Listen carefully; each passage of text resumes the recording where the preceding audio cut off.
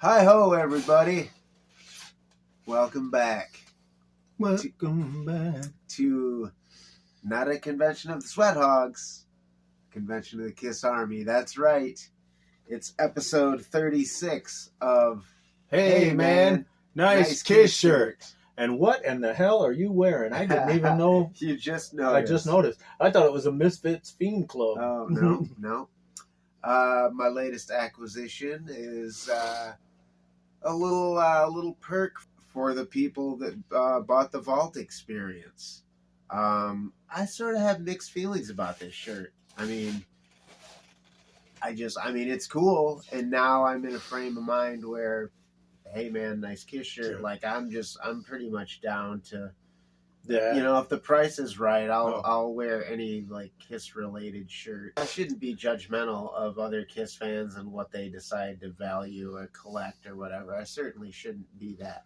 But I'm just saying, if it were me, if I enjoyed the Vault experience, if I got to like meet Gene, have a Q&A, spend all that money on the Vault, and I get a t-shirt,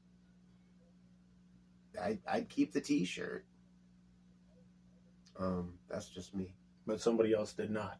Yep. And, you know, So to you. eBay's loss is my gain. Yeah. And like I said, the way I roll, I wait until something's, you know, it's a bargain for me. I think I would buy some. Right on. That's how I like to do it. What are we gonna do? What do you got? Oh, you got a solo album autograph shirt. It's autographed Nice. by Gene and Paul. If you don't already know, I'm Fido. This is Powie. Back after a week off. We've been taking our summer vacations as necessary. But here we are, smack dab in the middle of August 27th.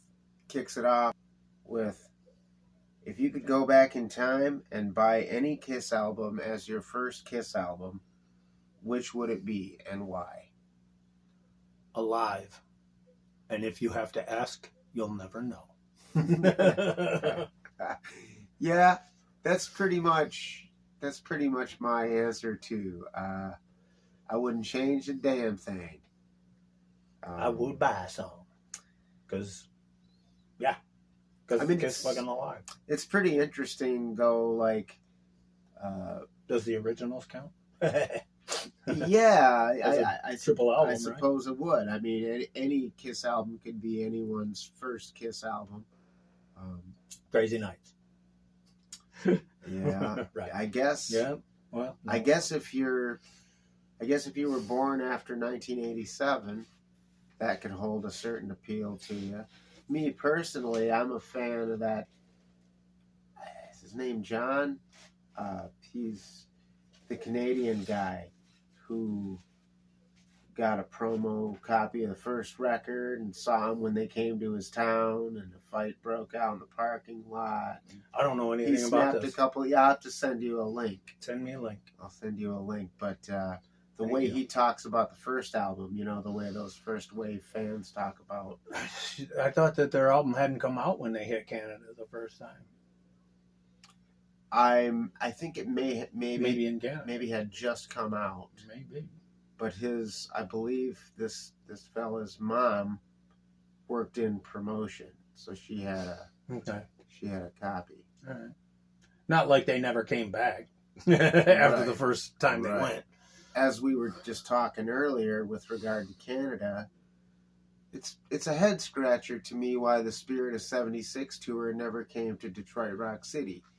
And yet, the opening of that tour, which I guess was technically, I mean, the album, didn't we talk about this? The album wasn't out. They hadn't gone to Europe. No. Yeah, right. Well, they had to. Or it had just come out. They had to. I wouldn't say it came out in March. And then they played Toronto in April, and then went to Europe, and then came back toward the end of the Spirit of 76 tour and played Toronto again. That's But only no Detroit dates on that, huh? Yeah, that's 4 hours away from us. And they played London, which is two and change. Kitchener, which is even closer than that. Right. It's just kind of crazy. But yeah, Brian and I are both going back and sticking with our alive guns, because man, dropping the needle on that version of Deuce is just untouchable. That was only the first exciting question this week from Rick Howard's amazing book, Rock and Roll All Night and Journal Every Day. That's right. It's a year-long guide celebrating the fun of being a Kiss fan. Go get it. Get one. Moving on to question number 2. August 28th asks, what member of Kiss, if any, deserved to be fired from the band? Peter twice, right? Peter already got, didn't he? If we're to be believed, if all the stories are to be believed, how many times did he threaten to leave? Was it hotter than hell? It was probably beforehand. I don't think this is what I want to be doing before the fucking second Diplomat show. Oh, maybe the thing, like they were at the Chinese restaurant. There's that one. Peter was copping a toot about some shit. You walk out that door, I'm quitting the band. See ya. Later.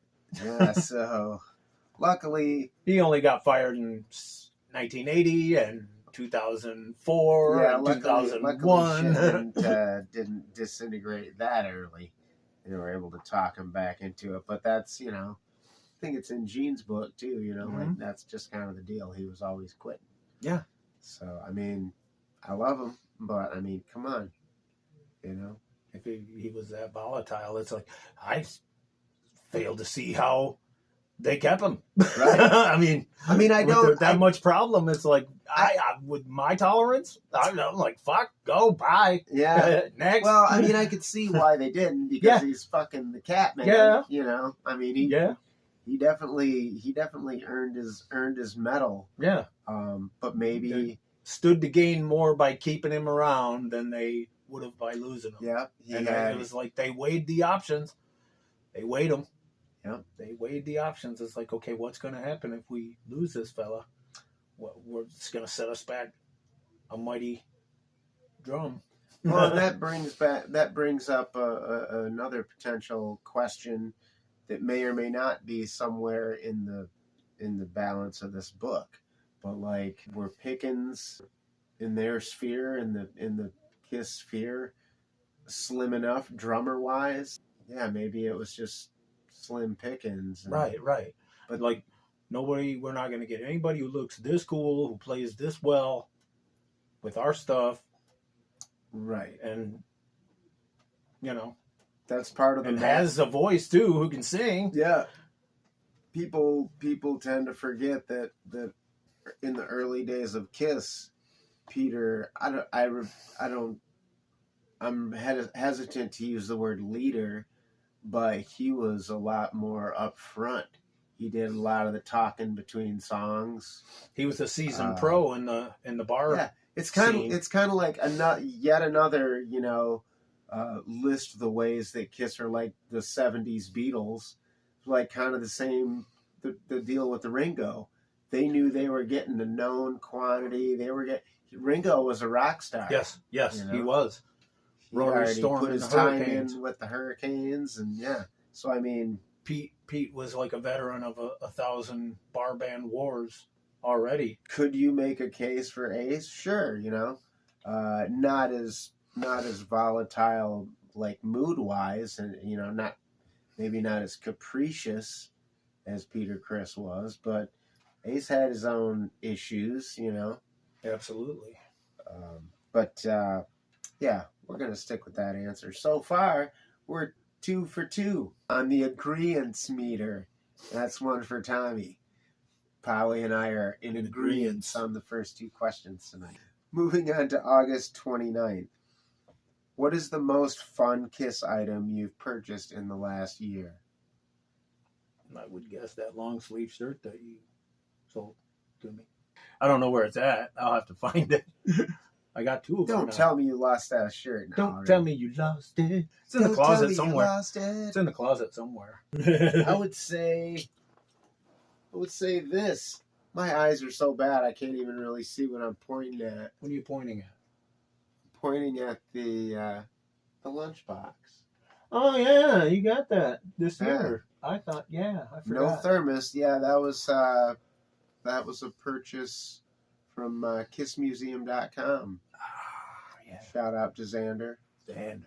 Also kind of fun, the Dynasty sponge. I couldn't get a Kiss Dynasty IUD, so I had to settle for the sponge.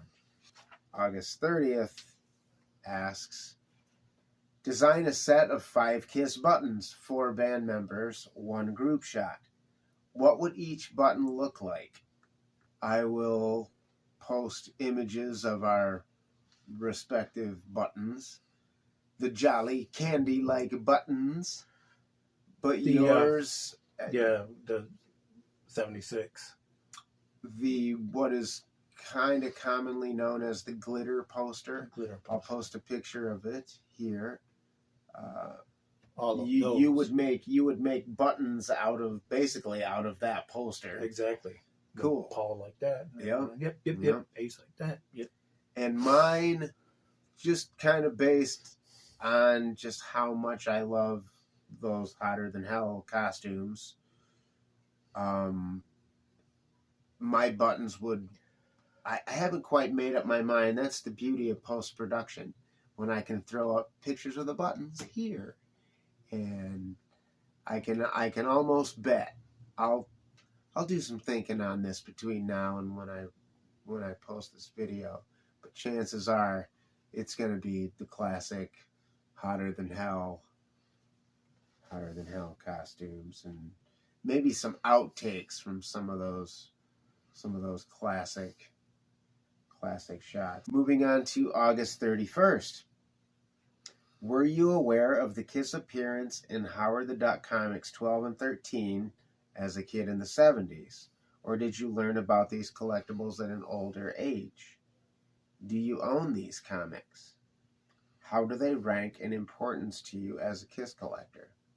Well, as I've often said, I don't consider myself a Kiss collector. I'm just a fan who, when I see a groovy bargain on some slice of my misspent Kiss youth, something that I lost in the fire, something that I never had in the first place, I grab it. I only ever had, I believe it was 12.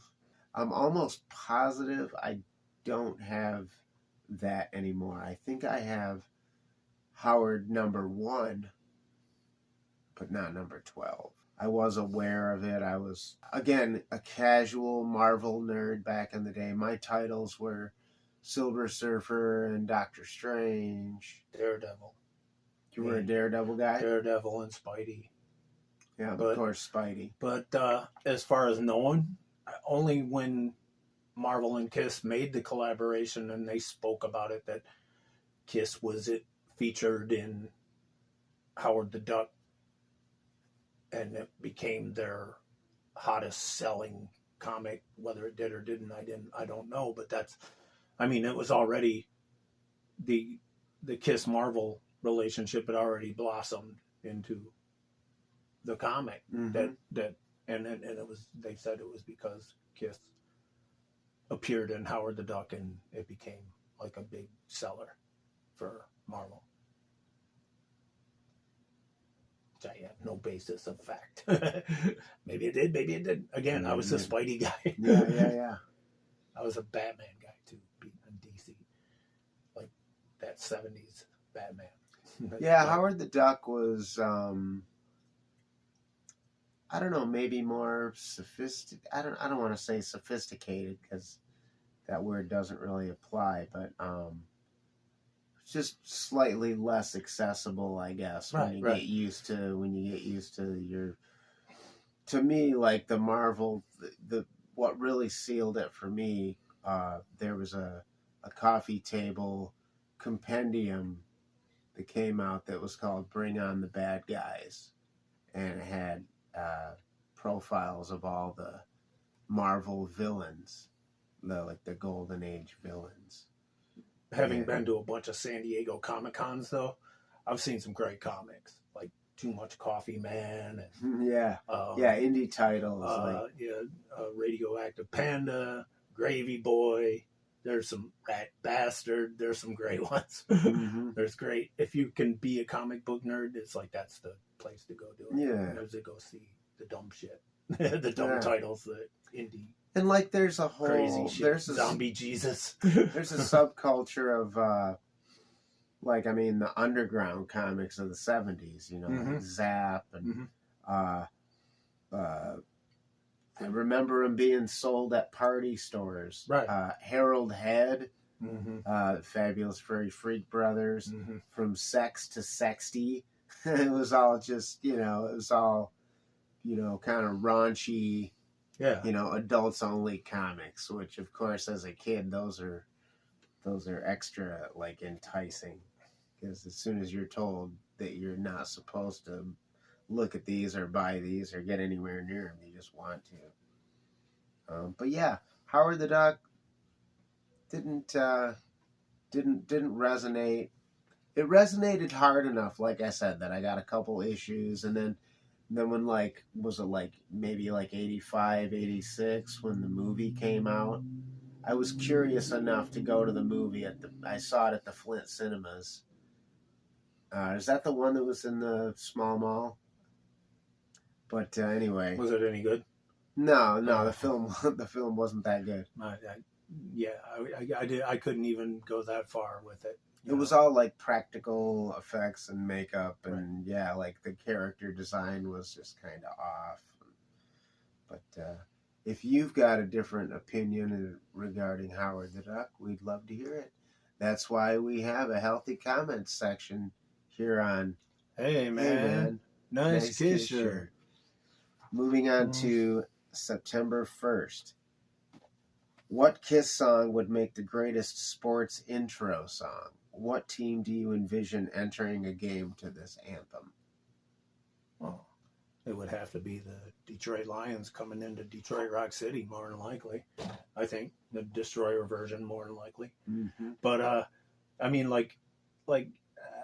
never seen a team come in, but like Trevor Hoffman for the San Diego Padres was like their closer in relief pitching, and Hell's Bells. It's like when pitcher would come off the mound and there wouldn't be anybody out there. No, you hear dong, and the place would go nuts because Trevor Hoffman could freaking save a game. Did you pay any attention to LA Kiss? Not much. And because I wonder, I didn't even think about it till after you said that. I think they did come out to something. Maybe. Seems like it seems like elementary, my dear Watson, why they wouldn't come out to a Kiss tune. There was a wrestler in ECW who came out to something that resembled War Machine. But yeah, I'd say the Lions should come out to Detroit Rock City. Why not? That might be one of those things that would influence me into watching a Lions game, maybe. Mm-hmm. Back when I was a kid, when I was into football, when I played football, I was a Steelers guy because they were a popular team and our team sucked. So throw tomatoes at me if you wish, but I would still say the team that I'm envisioning, for the play on, that would be good. It wouldn't be Detroit Rock City. It would be the Lions. And because I just always have wanted the song to have more traction, it would be Shout It Out Loud. It's super anthemic. It's everything that Rock and Roll All Night almost is to me. I mean, rock and roll, it's undeniable as an anthem. But just for me personally, the way Shout It Out Loud resonated to me, I like the guitarmony, I love that 2-part stuff, man. That's, to me, that kind of every rock anthem needs some thin Lizzy type shit going down. You know what freaking I mean? Emerald, man. Emerald, man. Emerald's my fucking If Emerald was a Kiss song, dude, that would be the war That would be the war chant for a football team to Live and rip dangerous. out of the gates. Man. Live and preposterous. Yeah. Can we just pretend that Emerald by Thin Lizzy is a Kiss tune, and then we'll both change our answer to that? But no. So Detroit Rock City for you. Emerald is so good, Ace Frehley covered it. Yeah. Good point. Way to tie it in. Way to circle the wagons right back around. What's next? Next, school starts today, says the book. I say, school schmool, it's for fools. September 2nd. It's 1979. Your Grooves Kiss calendar is hanging on your wall, telling you summer's over and today's the first day of school. Which Kiss notebook are you taking to school with you today? Do you leave this notebook at school, or do you bring it home every day for fear of it getting lost? Do you own any of the Kiss notebooks today?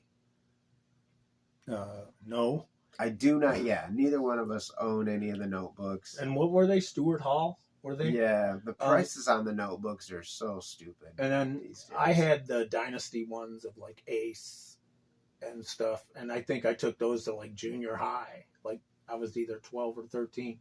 And that's when somebody said, "Hey, your band's going down the tubes." Because was that the Bruce Hardy line? Yeah. Your band's going down the tubes. Because I had my Dynasty notebooks, and I'm like, yeah, they do kind of look stupid. Yeah. I didn't have. Oh no! Wait. You know what? I feel like I did have a Gene notebook. I think I did. Was it Dynasty? I think I no. Was it 78? Yeah. Wow. See, yeah. I would have loved to have gotten something from like 77 or 78 or even 76. Well, what I was going to say, and what sort of like jogged my memory, because I think I got them at the same time.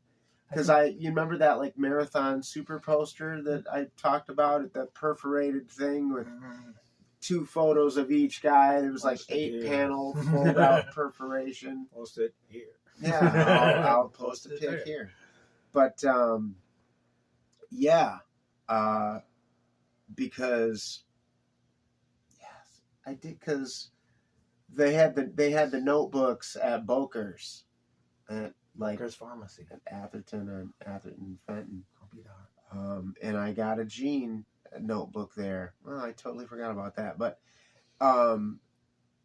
it was kind of a package deal, like taking those two things, because I got the super poster thing at Spencer's, and I got suspended for giving the teacher some guff when they told me I had to. I set it up around my desk. I set up a privacy wall of Kiss, and of course that's not conducive to learning, Mr. Nite. To go backward with the questioning, I do not leave the notebook at school. I had a friggin' death grip on everything Kiss that I ever took to school. I think I took mine to and fro. I didn't leave mine anywhere, no locker, none of that shit. No. I didn't have a locker. Like in elementary school, we had cubbies. Right. And it was just like your name on a piece of tape in an open-ended wooden box. I'm not leaving any Kiss swag at school. Believe it or not, that's going to take us all the way to the end of this week's episode of Hey Man, nice Kiss shirt. Tell them what to do. Subscribe. Leave the comments down below on where the comments. I did like your frenetic urgings to like and subscribe. Like and subscribe. Put your 2 lips together. Kiss it. That subscribe button. Kiss whatever you want. Yeah, that too. And remember the words of the barbarian. Play hard. Play fair. Nobody hurt. Hey man, nice Kiss shirt. It's the Remco. Yeah.